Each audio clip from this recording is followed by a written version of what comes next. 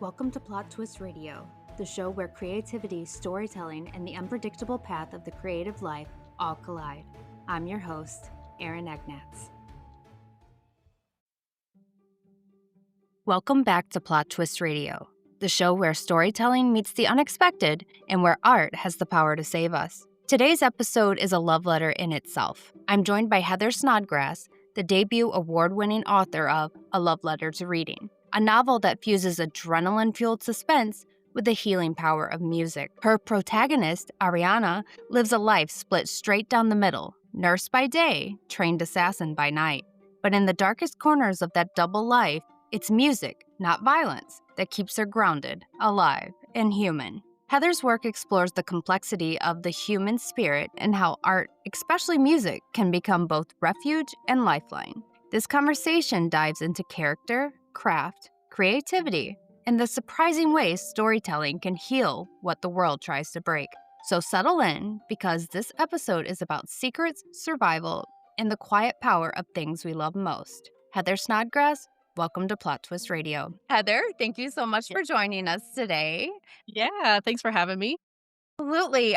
Could you tell us a little bit about yourself? Yeah, so this is my first novel. I've done a lot of other writing, like I had blogs and I've done some screenwriting and stuff. And I originally intended this one to be a limited series for like a streamer. And so I started writing it with that in mind, and I realized I had a lot more to say. So I went down the path of writing an actual novel. So first time writer for a novel. Hey, that's pretty good. I read it over the weekend and I was Oh, impressed. I could not believe it thanks. was a first timer. Thank you. That's awesome. I love hearing that. It kept me captivated. Like, I was all about it's Ariana, right? Is that how you Yeah, say yeah, it? yeah. Yeah, you got it. Love it. I loved her. I thought she was just so complex, Ah, I really wanted to create a character like that, and so I love that people are taking to that. Yeah, absolutely. A love letter to reading, it blends suspense, that's easy for me to say, emotion, and music in such a unique way. What was the spark that became the story? Man, I don't know. So Ariana/Scorpion has kind of been with me a really long time as just this character that I wanted to create, and she kind of grew up with me because I think I developed her sometime in I wanna say, like, my high school years, and so she's kind of grown with me, and then little pieces of the story just started falling into place until it's been several years now, but I kinda started getting all those pieces, and I started thinking, "This is a pretty fun story that I kinda wanna put more in detail on," so, yeah, it was just sort of I'll call it a compost pile for many years.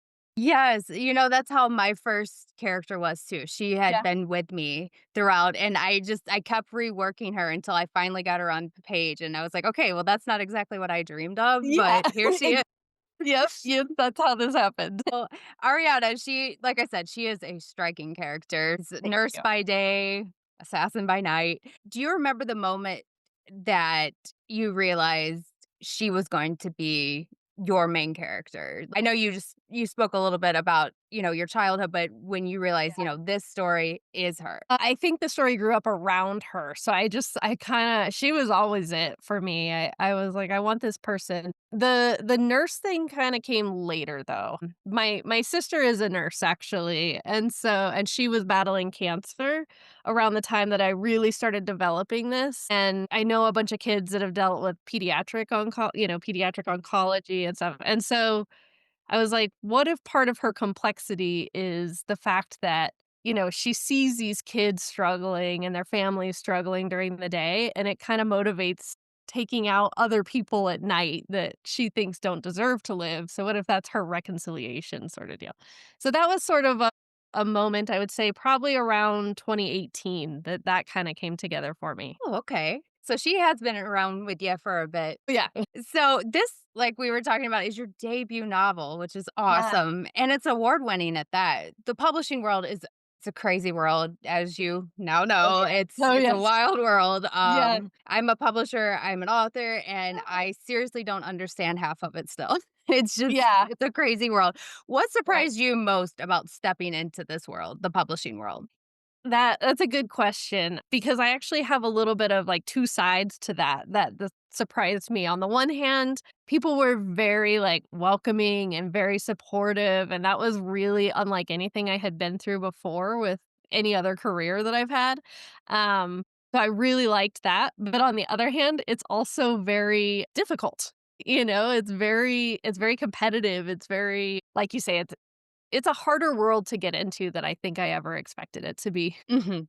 Yes, it is. It is Yeah. it is one of the most rewarding yet stressful journeys you'll ever be. Yeah, truly. I mean, it that sort of in a way blew my mind a little bit. Like, I didn't realize how many people were trying to get into. Yes, it's amazing. I remember when I first started and, you go through the query process and it's a stressful situation. And Yeah. I had one of the agents get back to me and she was like, I got 1,000 of them this week. So I'll let you know in a month. Oh And I'm my like, god. 1,000 in one week? Oh my gosh. But it really Yeah. is. It's easy to get lost in the weeds. So it's even more amazing that your debut novel has made it award winning here right off the gate. That's awesome, and I'm so happy for you. Thank you. Yeah, it's been a fun journey, and I told myself going in, I'm like, "I'm just gonna enjoy it. Whatever happens, even if I get rejected a bunch." Like, I came from acting where that's all you know is rejection. Right. So I was like, "I think I can handle it. We'll see." But you kinda find yourself more attached than you realize, so you're like, "Oh, I don't think I actually want rejection on this. This is my baby now. I gotta be protective of it." But, it's been fun. So I just told myself, "I'm gonna enjoy every step of the journey, and we're just gonna take it in stride." So that's what I've done. And it's worked, so there you Yes. go. So let's dive into the character a bit. She leads a double life. Yes. She's emotionally, morally, and physically, not I don't wanna say gray, but kinda gray. I think that's fair. Yeah. Yeah. Yeah. How did you approach writing someone who is both a healer and a destroyer? Yeah, good question too. I took a lot of myself. Like, obviously, I don't wanna be a destroyer, I don't think I am, but I think, we all have those moments where probably unintentionally we do things, and I think, I honestly think people in general are so complex, and that was the main thing about this story that I wanted to tell, and of course, it just happens to be a lead female, but, I think people in general are just so complex. We're never one thing. So I think, more often than not, we probably do harm and we don't mean to. In this case, she thinks she's like doing the right thing by killing people, which is like this horrible thing, but she thinks she's doing it for the right reasons, for a long time. So when I approached her, it was more just a lot about myself and the complexities I feel, and I think that I want people to understand about other people too. So, it was kinda hard to break it down, but it was more of just like a storyboarding her kinda deal. So, Right. yeah. Very cool.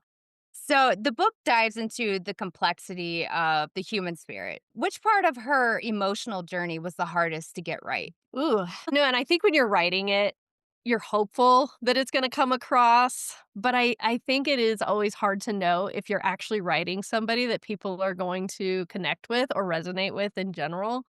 I was like, well, I have a little bit of that dark humor. I have a little bit of the sarcasm built in me. And the grief journey that she's on, it's a pretty complex thing. And I happened to be in a grief state at the time. So that was probably the easiest to write. As far as what was more difficult, I think it's harder to make people laugh. So I really think like trying to write someone that's maybe funny without coming across as like trying too hard or something like that, that probably is the most difficult thing. Yes, I agree. I agree because everybody has a different sense of humor. So that is hard to get, but I think you did really well with that. Well, thank you. Yeah.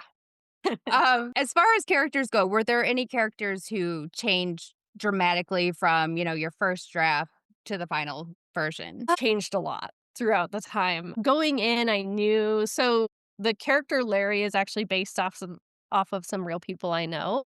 So most of those stories are actually true for Larry's part. And so he was pretty easy to work with the entire time because I had real influence for him and Ariana technically in a way. But I would probably say Andre was the one that evolved and changed more over time. And Sam, I just always knew he had to be sort of her foundation. Yeah. So let's pivot over to music. You used music kind of as a springboard kind of, a guide almost. And I do that Yeah. too. I'd create different playlists, songs that I wouldn't even normally listen to when I'm Yeah. writing a book. It just like inspires. Is that the same Yeah. thing for you? Yeah, yeah, I really had a lot of shuffle on throughout the course of the book, so, and that's how I created the playlist. It's an unofficial playlist, unofficial soundtrack for the book.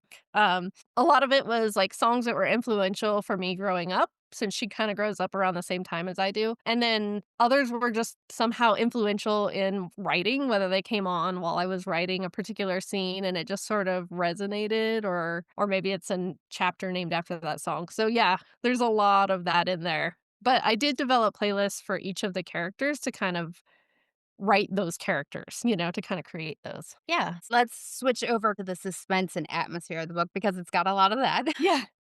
It blends high adrenaline suspense with a quieter, more emotional beats. How did you balance the two? That's a good question. So, the book itself probably it took maybe about 6 months total to write the book or so, and this is after I had already developed, like, the show and stuff.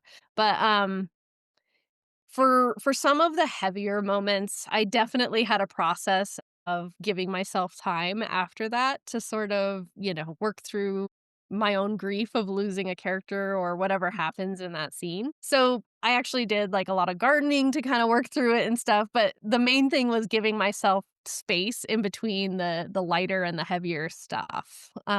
So allowing myself to take breaks was the big deal. Yes, you do. You get so emotionally connected to these characters that you create. So I absolutely understand Yeah. what you're talking about there. Yeah. The assassin storyline, it's fast paced and it's full of danger, of course. Did you do any research to write the action, or did it kind of just come from, TV shows you watched or A little bit of everything, really. I did do a little bit of research because I didn't wanna just come across too, like, I don't know, I don't wanna say uneducated because 'cause I'm definitely uneducated when it comes to a lot of things. Obviously, I don't have any experience in that. I did try to, do a little bit of, like, reading up on some stuff and it's a lot of it is probably inspired by a lot of, like, TV and other books, media, we'll call it. Yeah. know that a lot of people they go into in-depth research, but I don't do that because for me personally, I tend to get it in my head, and then that's the only story I can put Yeah. down. So are you kinda like that too? I definitely get that, for sure. And so, it's one of those things where if I have an idea, I'll try to kinda gather information on it before I really get going, because I wanna be able to sit down and, like you're saying, focus on it and just go with it and Mhm. have some of that knowledge built in. So, like, before this, I was a little bit of a true crime junkie, like, with the documentaries and stuff, so, you have a little bit of, like, that foundation built in there, so Sure. kinda run with it, but yeah, I definitely understand that, and there are times where I get that way too. Are you more of a plotter as far as, like, writing plot twist, or are you more of, like, fly by the seat of your pants type? Ooh, a little bit of both. I really like to be intentional with a lot of things. So, like, even in the book, like, there's something as simple as putting the words, like, Kill Bill together when Kill Bill was a little bit of a inspiration for some of the character-ish material. So, like, something like that, that kinda came by the seat of my pants just because it worked out that way. But, like, I do like to, like, sit down and think about, "Well, what else can I put in here? Like, what's an Easter egg I can put in here? What's a little, like you say, plot twist or something?" So, I do both, but sometimes it just works out that I'm just writing and it's a fly by the seat of my pants thing. That's the way I like to do it. I because Yeah. every time I plot something out, it once it's done, it had nothing to do with what I plotted. I don't know Yeah. why I'm like Yeah, that. no, I get that for sure. Yeah.